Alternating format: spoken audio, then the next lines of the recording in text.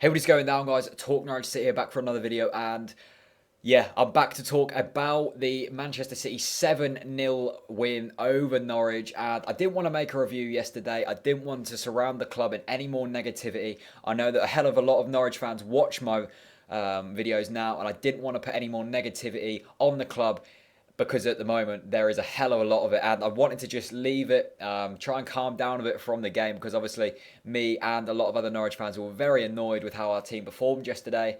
And I thought I'd come back today and talk about where we can go to maybe improve and start to pick results up that we should be getting. So yesterday, 7-0 defeat. Our biggest defeat since we've been in the Premier League, and the biggest defeat I can remember for a long, long while. And we looked abysmal. Abysmal.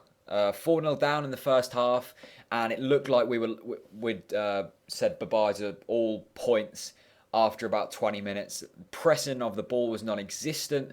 We had about one good chance that fell to Elmander, and he screwed that up.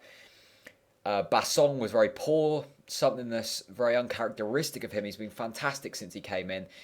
He was at fault for sure for that last goal. Michael Turner was poor. I'm not really going to pinpoint any blame on anybody in particular, but it was a very poor defeat and a performance unlike what we've been seeing. Normally, there's a lot of fight in our team. Norwich are known for really putting up the fight until the last minute.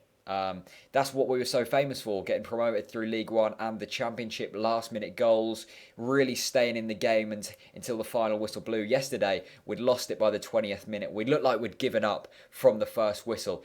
And that's worrying. That is the most worrying thing I've seen, losing heavily to Arsenal, to Chelsea, wasn't worrying me too much. We were putting in good performances. Yesterday, we were completely run off the park by Manchester City, and I think that goes.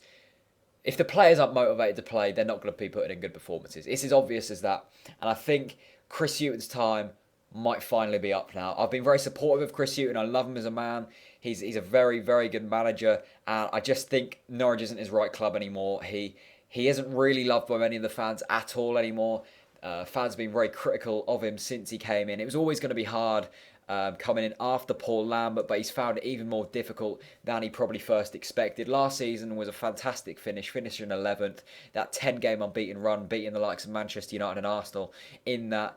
Coming into this season, everybody thought, this is our season. This is our season. We've spent big, and we're going to do well. Top half finish. I even predicted Europa League before.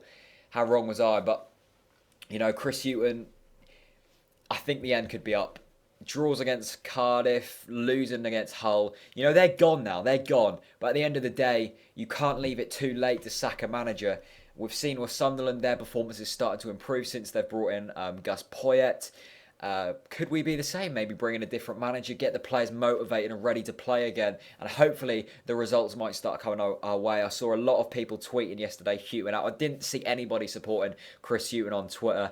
One of the best tweets I saw actually was from Big Grant Holtz, which is sort of a comedy Twitter account on Twitter, obviously, and he was saying that Chris Hughton, he's undoubtedly got talent in the management area. Newcastle loved him. He's come in here, done a good job for the first season, but it's starting to really struggle now. The pressure's on him, and he can't see it improving.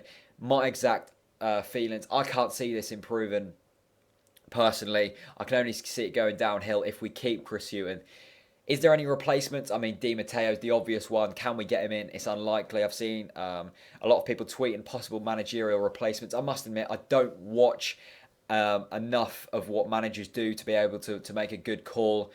But obviously, a change is good sometimes. What are your guys' thoughts? Is it the end for Chris Hughton? Is the end really just putting the cherry on the cake, the icing on the cake, you could say, for Chris Hughton? Is his time up?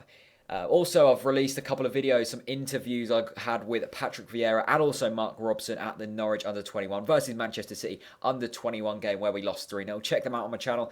I've got new shirts. They're on sale on my big cartel store, £14 each if you want one of them. Really nice quality shirts. I hope you've enjoyed the video. I hope you've enjoyed my opinion. Tweet it out, share it out, and peace out.